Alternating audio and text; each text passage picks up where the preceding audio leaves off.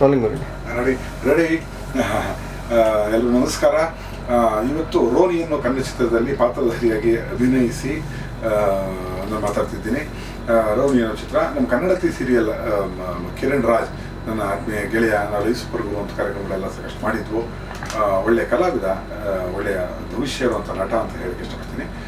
ಆತ ಮತ್ತು ಗುರುತೇಜ್ ಶೆಟ್ಟಿ ಅವರ ನಿರ್ದೇಶನದ್ದು ಮತ್ತು ಚಂದ್ರಕಾಂತ್ ಪೂಜಾರಿ ಅವರ ನಿರ್ಮಾಣದ ಸ್ಟಾರ್ ಕ್ರಿಯೇಷನ್ಸ್ ಅಂತ ಹೇಳಿ ಆಮೇಲೆ ರೋನಿ ಅಂತ ಒಂದು ವಿಶೇಷವಾದ ಚಿತ್ರ ಕಮರ್ಷಿಯಲ್ ಆಗಿ ಪ್ಲ್ಯಾನ್ ಮಾಡ್ಕೊಂಡಿದ್ದಾರೆ. ಅದರಲ್ಲಿ ಒಂದು ಮುಖ್ಯ ಪಾತ್ರ ಆ್ಯಕ್ಟಿಂಗ್ ಹೇಳ್ಕೊಡುವಂಥದ್ದು ಅಂಥೇಳಿ, ಅದರಲ್ಲಿ ಕಥೆಯ ಮಧ್ಯದಲ್ಲಿ ಬರುವಂತಹ ಫ್ಲ್ಯಾಶ್ ಬ್ಯಾಕಲ್ಲಿ ಆ ಕಥೆ ಬರುತ್ತೆ. ಅದನ್ನು ನಿರ್ವಹಿಸಿ ಇವತ್ತು 5ನೇ ದಿನ ಇವತ್ತು ಶೂಟಿಂಗ್. ಒಂದು ಪಾತ್ರ ಮುಗಿಸಿ ಇವತ್ತು ಮಾತಾಡ್ತಿದ್ದೀನಿ. ಅವ್ರು ಇಂಟೆಲಿಜೆಂಟ್ ಇದ್ದಾರೆ ಡೈರೆಕ್ಟ್ರು. ಅವ್ರಿಗೆ ಏನು ಬೇಕೋ ತುಂಬ ಕ್ಲಿಯರ್ ಇದ್ದಾನೆ. ಇದೇ ಬೇಕು ಸರ್, ಹೀಗೇ ಬೇಕು ಸರ್, ವೆರಿ ಗುಡ್. ಅವರು ಎದ್ದೇಳುವಂಥ ದೊಡ್ಡ ಫ್ಯಾನು ಕೂಡ. ಒಳ್ಳೆಯ ಟೀಮ್. ಮತ್ತು ಒಂದು ಮೋಸ ಆಗಿದೆ ನನಗೆ ಈ ತಂಡದಿಂದ. ದುಡ್ಡು ಬಿಡಿ, ಅದನ್ನು ಮಾತಾಡ್ಕೊತೀನಿ, ಕವರ್ ಮಾಡ್ತೀನಿ. ಆದರೆ ಮೋಸ ಏನು ಅಂತಂದರೆ, ಈ ಫಿಲ್ಮಲ್ಲಿ 3 ಜನ ಹೀರೋಯಿನ್ ಇದ್ದಾರಂತರಿ. ಒಬ್ಬೇ ಒಬ್ಬಳು ನಾನು ಪರಿಚಯ ಮಾಡಿಸಿರೋದು, ಆದ್ಯ ಅಂತ ಅವಳು ನನ್ನ ಸ್ಟೂಡೆಂಟ್ ಆಗಿರ್ತಾಳೆ, ಹೀರೋನು ನನ್ನ ಸ್ಟೂಡೆಂಟ್ ಆಗಿರ್ತಾರೆ. ಇನ್ನಿಬ್ಬರು ಹೀರೋಯಿನ್ ಇದ್ದಾರಂತೆ, ಸಮೀಕ್ಷಾ ಮತ್ತು ಅವಳ ಹೆಸರೇ ಗೊತ್ತಿಲ್ಲ. ನೋಡಿ ಸ್ವಾಮಿ, ಹಿಂಗೆಲ್ಲ ಮೋಸ ಮಾಡ್ತಾರೆ ನನಗೆ. ಒಬ್ಬೋದ. ಬಟ್ ಕನ್ನಡ ಚಿತ್ರ ಪ್ರೋತ್ಸಾಹಿಸಿ, ನಿಮ್ಮೆಲ್ಲರ ಆಶೀರ್ವಾದ, ಪ್ರೀತಿ ಈ ಪುಟ್ಟ ಕಲಾವಿದರು ಎಲ್ಲರ ಮೇಲೆ ಇರಲಿ.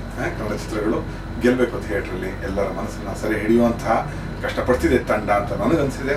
ನೀವು ನೋಡಿ, ಶುಭವಾಗಲಿ ನಿರ್ಮಾಪಕರಿಗೆ, ಮತ್ತೆ ಸಿನಿಮಾ ಮಾಡುವಂಥ ಶಕ್ತಿ, ನಿರ್ದೇಶಕರಿಗೆ, ಒಳ್ಳೆಯ ಚಿತ್ರಗಳನ್ನು ತರುವಂತಹ ಪ್ರತಿಭೆ ಎಲ್ಲಕ್ಕೂ ಎನರ್ಜಿ ಕೊಟ್ಟಂಗೆ ಆಗುತ್ತೆ. ಸರ್, ಕಿರಣ್ ರಾಜ್ ಅವರು ಫಸ್ಟ್ ಟೈಮ್ ಅಲ್ವಾ ಸರ್ ಮಾಡ್ತಾ ಇರೋದು? ನಿಮ್ಮ ಜೊತೆ ಮಾಡುವಾಗ ಅವ್ರು ಏನಾದ್ರು ಹೆದರ್ಕೊಂಡು ಇಲ್ಲ ನರ್ವಸ್ ಫೀಲ್ ಆಗಿ ಆ ಥರ ಏನಾದ್ರು? ಇಲ್ಲ ಇಲ್ಲ ಇಲ್ಲ ಅವನು ಲೈಫ್ ಸೂಪರ್ ಗುರು ಅನ್ನೋ ಕಾರ್ಯಕ್ರಮ ಹೇಗೆ ಅಂತಂದರೆ, ಅದರಲ್ಲಿ ಹಿರಿಯರು ಮತ್ತು ಕಿರಿಯರ ನಡುವೆ ಜಗಳ ಇರುತ್ತೆ. ಅಂದರೆ ಫೈಟ್ ಇರುತ್ತೆ, ಟಾಸ್ಕ್ ಇರುತ್ತೆ. ಭೋಜಮ್ಮ ಅಂತ ರಾಕ್ಷಸ ಥರ ಕೆಲಸ ಮಾಡೋಳು ಅವಳು. ಸುನಾಮಿ ಕಿಟ್ಟಿ ತಾಯಿ, ಅಯ್ಯಪ್ಪ, ಅವಳು ಬಂದ್ರಂತೂ ಅವಳು ಅವಮ್ಮ ಭಯಂಕರ ಫೈಟ್ಗಳು ಇತ್ತು ಅದರಲ್ಲಿ. ಅದು ಅಷ್ಟು ಹೆಲ್ತಿಯಾಗಿತ್ತು.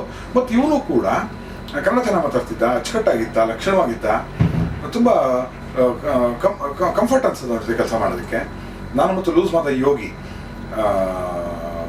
ಕೆಲಸ ಮಾಡಿದ್ದಕ್ಕೆ ಕಂಪೇರಿಂಗ್ ನಾವಿಬ್ಬರು ಆ್ಯಂಕರ್ ಮಾಡ್ತಾಯಿದ್ವು. ಅವನು ಇದು ಕಿರಣ್ ರಾಜು, ಅವನು ಮೊದಲ ಚಿತ್ರ ಇದು, ಇಫ್ ಐ ಆಮ್ ರೈಟ್.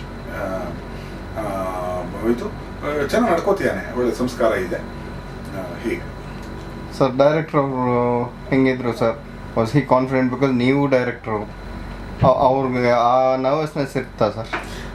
ಇಲ್ಲ ಇಲ್ಲ ಪಾಪ, ಅವರು ಏನೇ ಹೇಳಬೇಕಿದ್ರು ಒಂಚೂರು ಸರ್ ಹೀಗೆ ಹೀಗೆ ಅಂತ ಅದು ಡಿಸ್ಕಸ್ ಮಾಡ್ತಿದ್ವು. ಅಂದರೆ ಯಾವುದೇ ಒಂದು ಸೀನಣ್ಣ, ಇಲ್ಲಿ ನಾನು ಡೈರೆಕ್ಟ್ರಾಗಿ ಬಂದಿಲ್ಲ, ನಾನು ಬಂದಿರೋವಂಥದ್ದು ಒಬ್ಬ ಕಲಾವಿದನಾಗಿ. ಇಲ್ಲಿ ಡೈರೆಕ್ಟರ್ ಹೇಳ್ತಾರೋ ಅದು ಮಾಡಬೇಕು. ನಾವು ಉಪೇಂದ್ರ ಅವ್ರ ಜೊತೆ ಕೆಲಸ ಮಾಡಿದ್ದೀನಿ, ಅವ್ರ ಡೈರೆಕ್ಷನ್ಗಳು ಕೆಲಸ ಮಾಡಿದ್ದೀನಿ, ಬೇರೆ ಬೇರೆ ಡೈರೆಕ್ಷನ್ಸ್ ಕೆಲಸ ಮಾಡಿದ್ದೀನಿ. ನಮ್ಗೆ ಬಂದಾಗ direct should be happy, ultimate ಆಗಿ ಪ್ರೊಡ್ಯೂಸರ್ ಶುಡ್ ಬಿ ಹ್ಯಾಪಿ. ಅಲ್ಲಿ ನಮ್ಮ ಸಿನಿಮಾ ದೊಡ್ಡದು, ನಾನೇನೋ ಮಾಡಿದ್ದೀನಿ, ಅವೆಲ್ಲ ವರ್ಕೇ ಆಗಲ್ಲ. ಅವರು ಪಾತ್ರವನ್ನು ನಿಮ್ದು ಹೀಗಿರುತ್ತೆ ಅಂತ ಕೂರಿಸ್ಬಿಟ್ರು. ಮತ್ತು ನ್ಯಾಚುರಲ್ ಆಗಿ ಈ ಸಿನಿಮಾದಲ್ಲಿ ನಾನು ಡೈರೆಕ್ಟರ್ ಗುರುಪ್ರಸಾದ್ ಪಾತ್ರವೇ ಆಗಿರೋದ್ರಿಂದ ತುಂಬ ಕಂಫರ್ಟ್ ಅನ್ನಿಸ್ತು.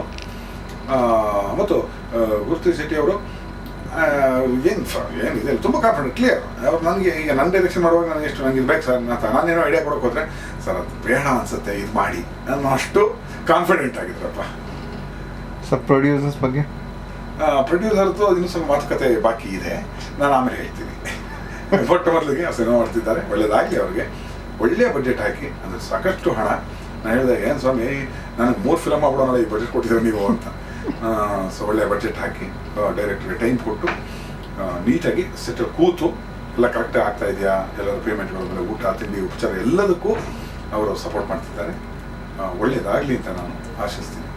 ಸರ್, ಓವರ್ ಆಲ್ ಫಿಲಮ್ ಬಗ್ಗೆ ನಿಮ್ಗೇನು ಅನ್ನಿಸ್ತು sir? Because you are also director, ನೀವು ಇದು ಸಾಕಷ್ಟು ನೋಡಿದ್ದೀರಾ.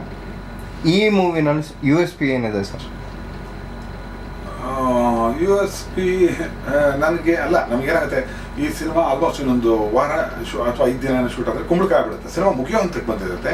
ಆ ಫ್ಲ್ಯಾಶ್ ಬ್ಯಾಕಲ್ಲಿ ಒಂದು ಕತೆ ಅದು. ಬಟ್ ಒಂದು ಲೈನ್ ಭಾರಿ ಇಷ್ಟವಾಗಿದ್ದು ಹೇಳಬಹುದು ಅನ್ಕೋತೀನಿ. ಇದು ರಕ್ತದ ಗೀಳಿರುವಂಥ, ಇದು ಬಣ್ಣದ ಗೀಳಿರುವಂತಹ ವ್ಯಕ್ತಿ, ಬಣ್ಣದಲ್ಲಿ ಏನೋ ಸಾಧನೆ ಮಾಡಬೇಕು, ಕಲೆಯಲ್ಲಿ ಸಾಧನೆ ಮಾಡಬೇಕು ಅನ್ನೋನಿಗೆ ರಕ್ತ ಅಂಟ್ಕೊಳ್ಳುತ್ತೆ. ರಕ್ತದ ಕಲೆ, ಇದು ಕಲೆ is art.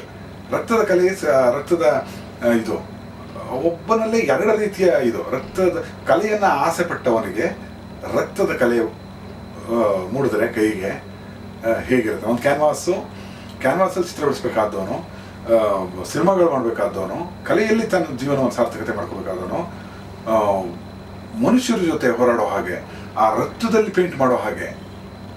Think of it. Interesting thought ಇದು. ಮತ್ತು ಎಲ್ಲದಕ್ಕಿಂತ ಒಳ್ಳೆ ಪೇಮೆಂಟು.